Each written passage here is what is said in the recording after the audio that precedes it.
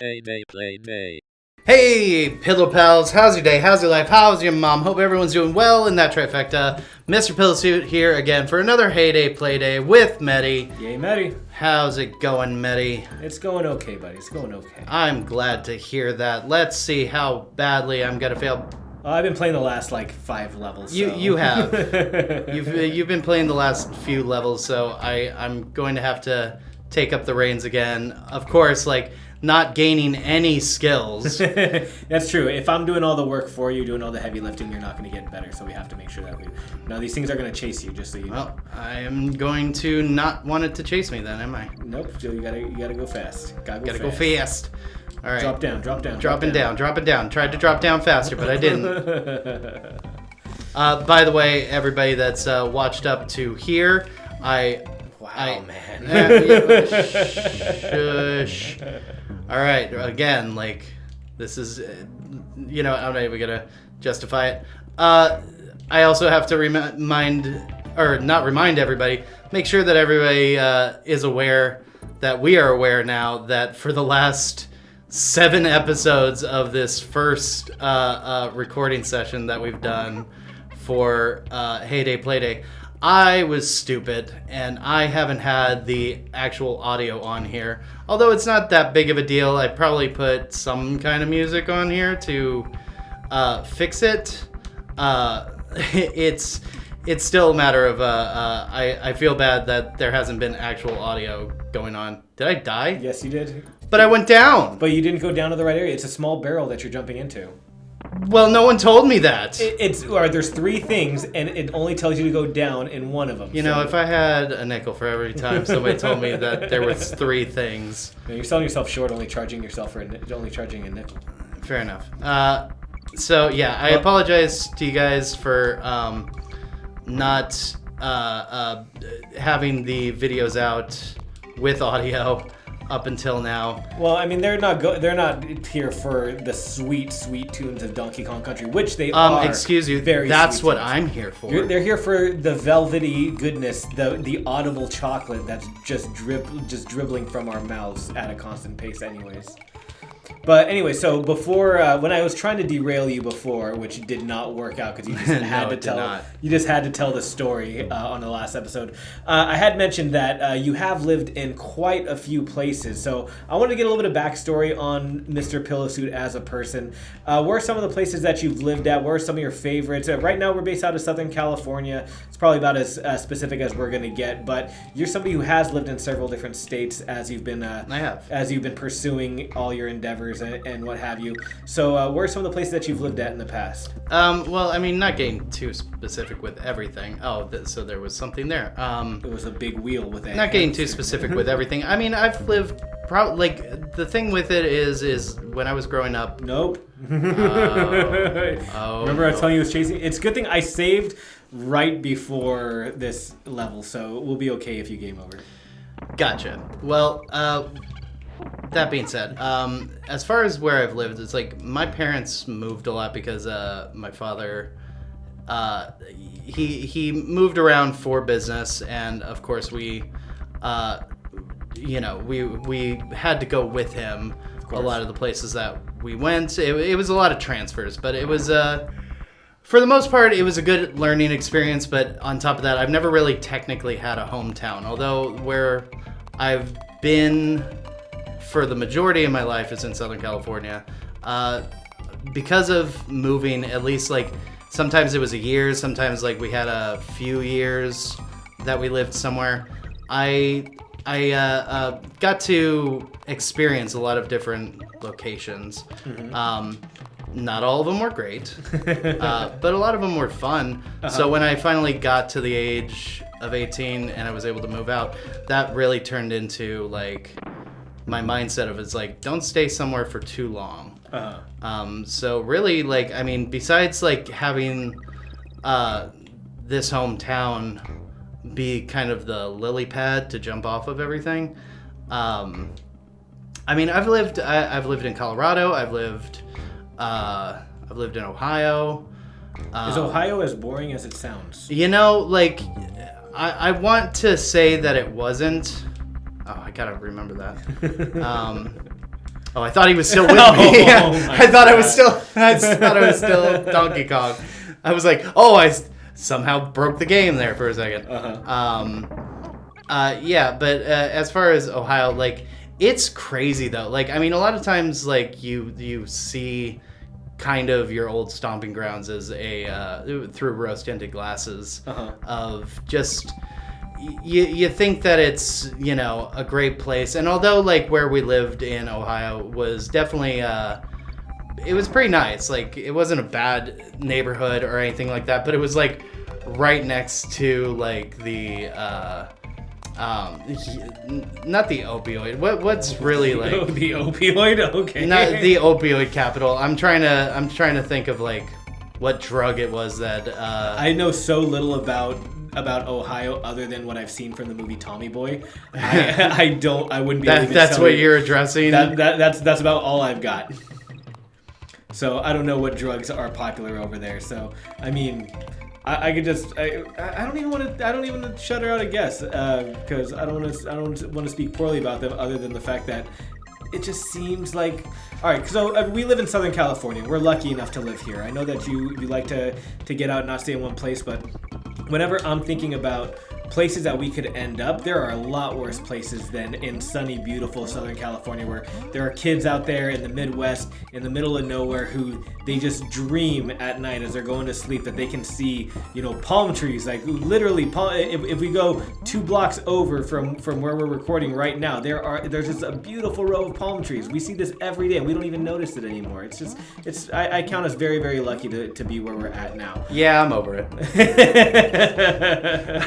I do love Southern California just because it is the majority of my life has been done or experienced here. But at the same time, I do feel that there is also like, again, it's one of those. It's like if I'm not moving forward somewhere, I feel like I'm gonna explode, kind of a thing. I'm definitely always attempting to like find a new experience of a location. Which is a good. Okay, I gotta remember this. There you go. I remember. Now keep moving. Okay. Keeping it moving. Keeping it moving. Sorry, I'm gonna not say anything here for a second because I gotta focus really hard because. Yep. Oh God. Oh God. Yay. Okay, I'm gonna keep moving. I'm gonna keep moving. I'm just gonna keep moving. Okay, I almost jumped there. Why am I not jumping? Yay, we made it. Okay, so I finally made a level without save it being point. pitiable. All right, so I'm gonna find the save point. Anyways, so what was I saying? You were talking about how California's nice and all, but California's nice and all, and I love California. It's just I think like I would like to experience more of like Northern California now. Like I one of the things that I definitely enjoyed about a lot of the locations that I've lived is like having at least a full turn of seasons. And you don't get that in Southern California. That is, oh come on! I thought it was Diddy. I don't even know who I am anymore. Like the full range of like seasonal like changes. I feel like that's something that, although it's nice to have like sunny weather, 9 months out of the year, it's still one of those. That guy's name is Claptrap, by the way. Really? Yes. Wow. Okay. Learned something new there. But when we, I took for granted having those seasonal changes until I like moved back to Southern California, and being a well-insulated guy, the heat is not preferred for me. And honestly, like I've gotten to a point where like I would much rather live places that have like more tempered weather. And I think that's definitely something. Did you see that dodge? I do feel like there's a lot more. There's a lot nicer places. Like one of the places that I'm actively trying to get to is. Well, I made a bad life decision there, but it worked out. So lucky to save that. Get it? All right. All right, there we go. Oh my God! How are you just like you're Forrest Gumping your way through this right now? Oh no. Oh my God. Well, I got the save point. Yeah, at least you got the save point. But I was running. But yeah, so like I'm trying to go up north as much as I can. Tell me a little bit about Colorado. Colorado was a lot of fun for the reasons of don't get me wrong, like great weather when it wasn't cold, which is the opposite of what it is here, where... Yeah, because when I think about Colorado, all I think is like snow caps and like just freezing temperatures. But I've heard that it's a really, really nice place. The people are pretty cool over there too. And I like how you keep throwing away your yeah, I know. This guy. I have a couple of friends that are out over there, and it seems like a nice place. I'd like to visit it someday because I do enjoy the snow. I'm with you that I am not one for the heat. And it does get very hot over here. Like I don't know where our viewers are centered at, but we have this last summer it got up to like 110 some days. I mean, it's going to be 100 degrees tomorrow gross. After we've. I screwed myself over there. At least you're going for the DK. Yeah. So like I am not a fan of the heat. I work as my day job. I spend a lot of time outdoors, so I am looking forward for the cooler weather to definitely come back through again. But also I enjoy snowboarding and winter sport kind of stuff.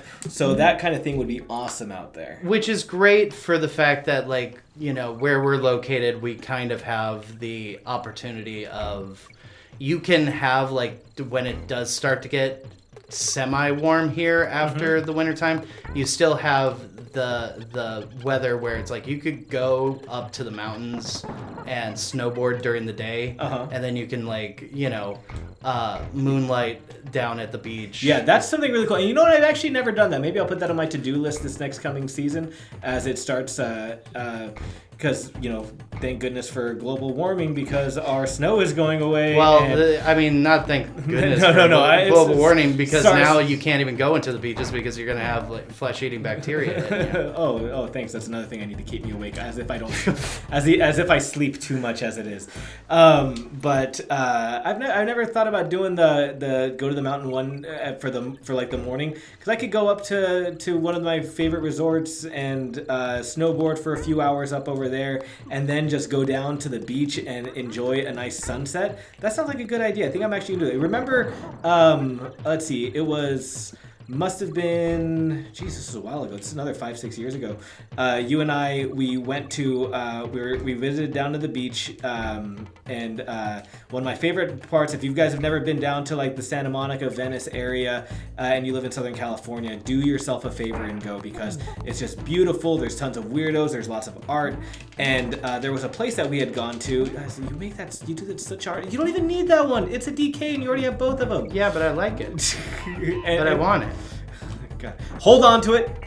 No, I don't want it. I don't want you stinking barrels. Hello. But we had tried sensory deprivation. Oh yeah, I absolutely would love to do that again. As would I. You got saved by the pixel right there. I did. Get your ditty. But we had gone to this place that I had looked up online because we had been talking about wanting to try it. He and I, you were living with me at the time. We were both kind of in a low kind of a place, and just needed to clear our minds.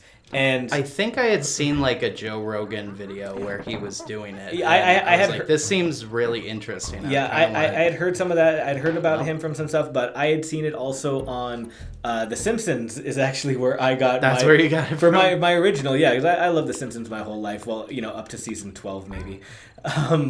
But we had looked up a place, found it. It was, you know, stone's throw from Santa Monica.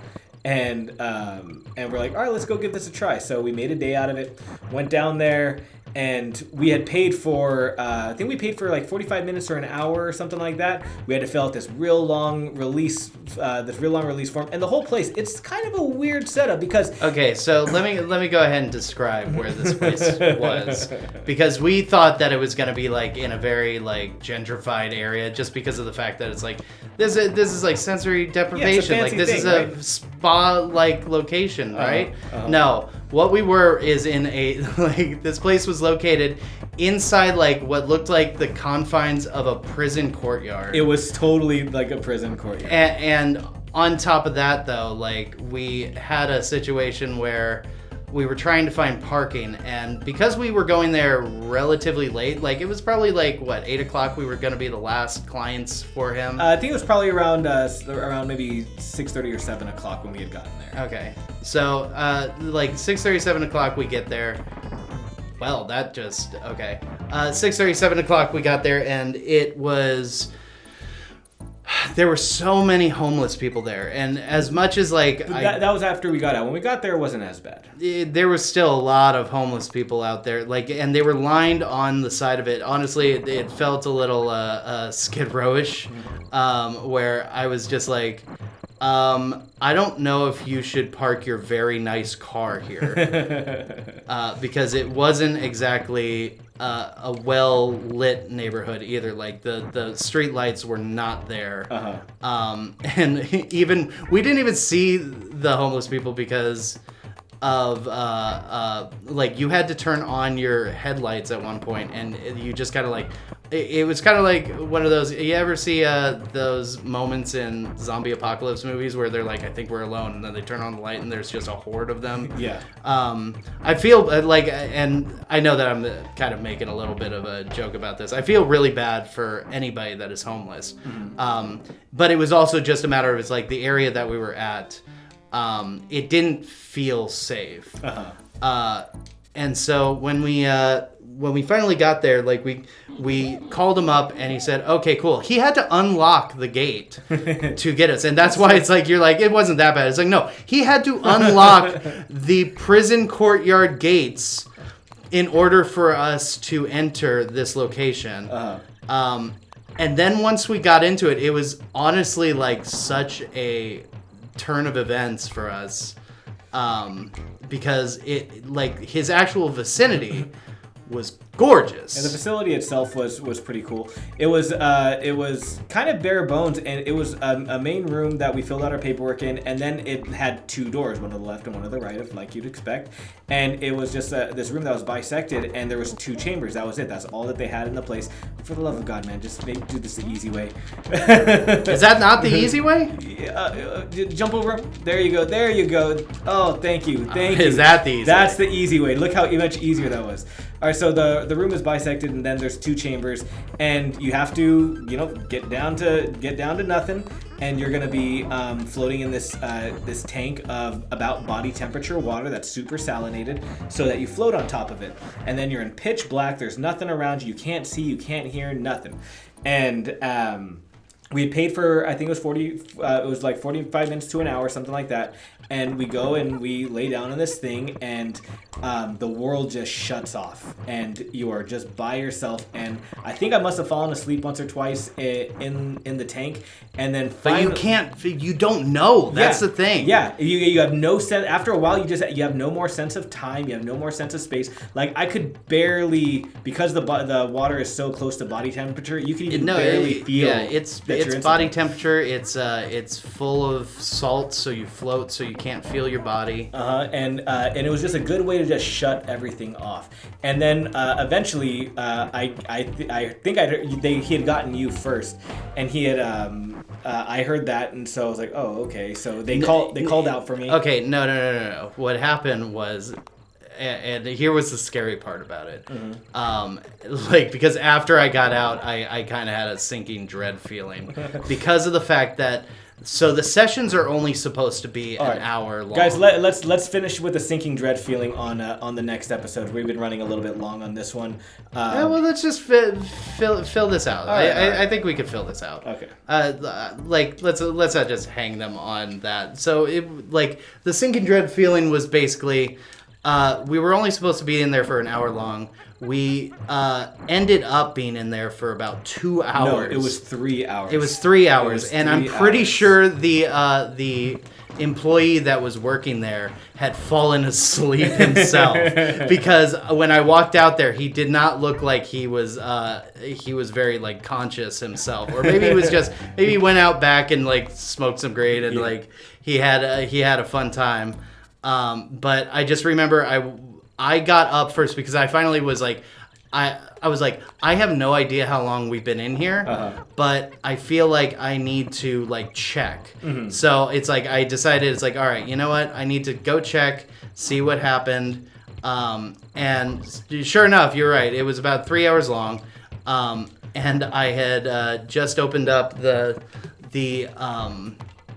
door, saw 3 hours long, went out there, and I was like, hey, are we done? And he kind of had this like, oh shit moment where he was like, I forgot you guys were in there. I might have locked up with you guys in there. So like he finally, like he was like, all right, go shower up. And he yelled your name. He was like, Maddie. I just remember hearing, yeah, it's time to get out. Okay. So you showered up and we left there. And everything up until that moment was actually like a really surreal feeling. Yeah. But yeah, that was our sleep deprivation experience, which was a lot of fun. Yeah, would recommend. I would definitely do it again, and I don't even care if we had to go back to that location to do it. You know, dude, that place was actually, it was pretty cool. Also, it was nice the fact because you do pay by the hour for those kind of places, so we basically got triple our value. That is true. For free. And what was it called? The Float Lab. Float Lab. Yeah. Okay, so anybody that ever goes to Venice, if Float Lab is still around, I think they are. I'm sure that they've probably changed venues at this point. They may not have. They may not have. I'm hoping that they have, because if we go back there to do it, I definitely want to try it again and hopefully not have to worry about, your car being stolen. But with that, guys, thank you very much for watching this episode. Sorry that it went a little bit long. Make sure that you give this video a like, subscribe to the channel, and share it with your friends. Hit that ringing notification button. And as always, tiddly toodly toodly, bye. Adios, amigos. Ciao.